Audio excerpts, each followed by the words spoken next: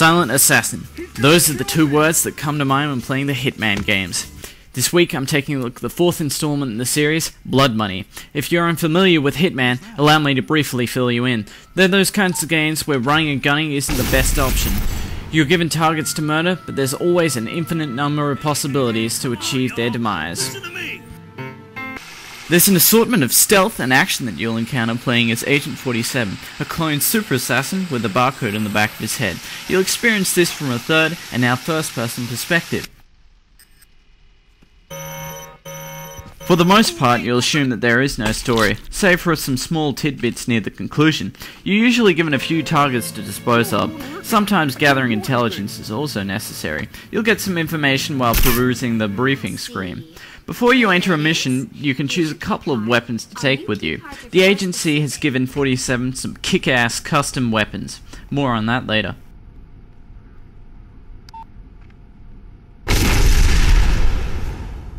Elimination of a target can be completed in almost any manner you desire. If you're something of a Rambo fan, storming in and killing everyone is possible, but not always desirable. You can creep up behind someone and shove a hypodermic gushing with poison into their necks, or perform the more classic fiber wire strangulation. If approaching them physically isn't your style, you're given a lot of room to improvise. For example, I could assume that an actor will take the stage and perform below a well-placed set of lights. Coming prepared with a bomb, I rig the lights and detonate appropriately, bringing death from above.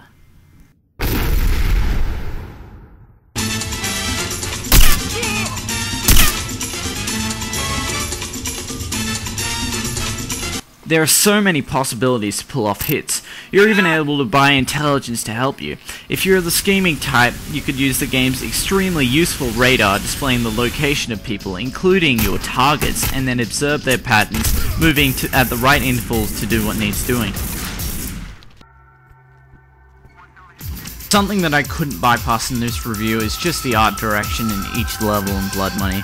I just can't believe the attention to detail that's gone on here. It really looks fantastic.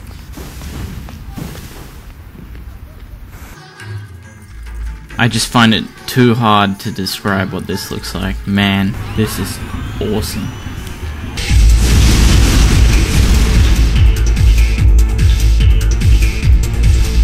Levels themselves are equally amazing because of the mix of ambient sounds and NPCs going about their normal routines. It makes it feel like a really gripping world. There's a lot of things to explore, and each time you'll come across something different. Another small thing that I wanted to add about gameplay is customized weapons. You're able to upgrade your weapons in whatever manner you desire. There are dot sights, silencers, armor-piercing bullets, scopes, and more. For example, one of my favorite weapons from the Metal Gear Solid franchise is the Patriot pistol, and here I can make something similar by adding a drum barrel magazine to an M4. There's too many different weapons that you can produce, depending upon what you need, giving this game a lot of replayability.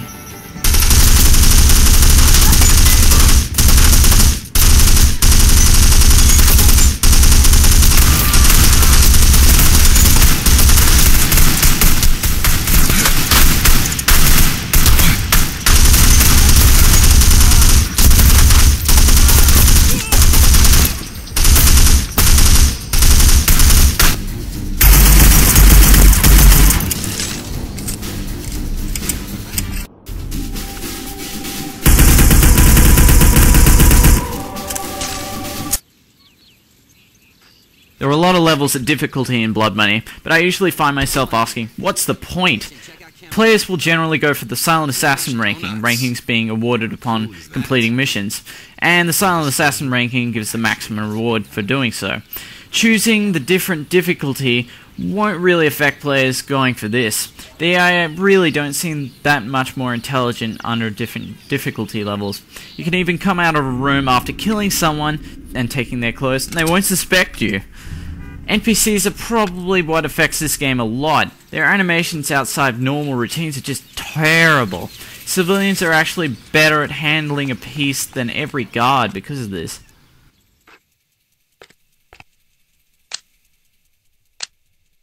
Now, there are a couple of small issues that you'll notice when playing too. Strange bugs appear in every version of the game, some affecting gamma when using a weapon, others where NPCs will automatically shoot you for doing nothing. Voice acting is also pretty pathetic.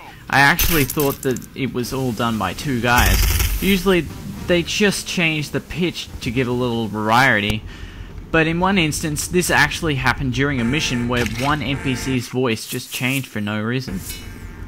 Stealth is better implemented in Blood Money than previous titles.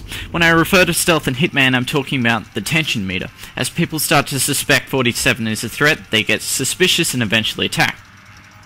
Switching outfits does most of the work for you and keeps yourself cloaked, as long as the body of the person whose uniform you nabbed isn't found.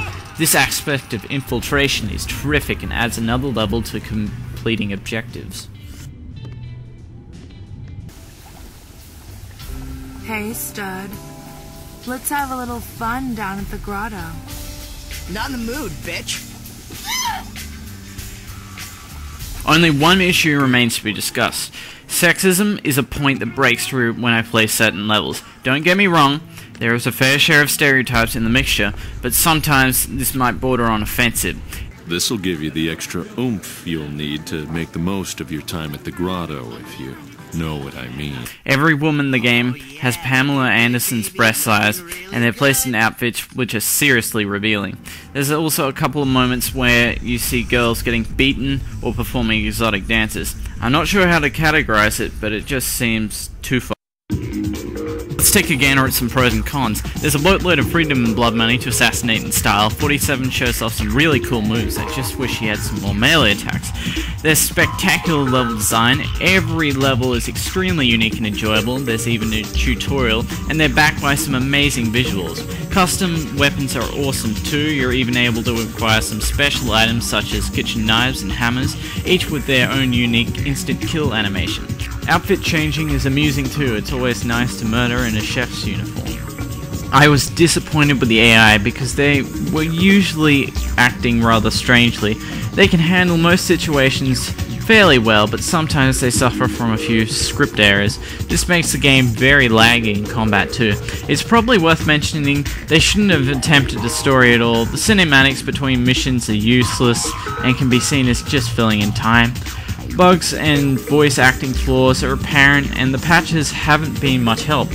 In fact, they disabled cheats, over-fixing a couple of more important issues. Finally, players might feel the repetitive objectives kicking in as they progress, so overall the willingness to continue playing is weakened. Anyway, without question, this is the best Hitman game in the series, entering the next generation in style. Blood Money, while being slightly short, is brilliantly executed from beginning to end, and something that you'll find yourself replaying over and over. 90%. There's a lot of versions of Blood Money. They work fine on every console, including the Xbox and 3DS2, but if you want to marvel at those gorgeous visuals, then the 360 and the PS3 versions are the way to go.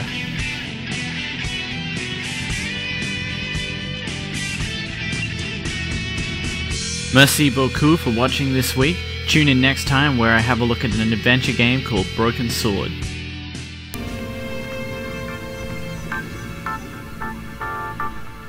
Men are so easy.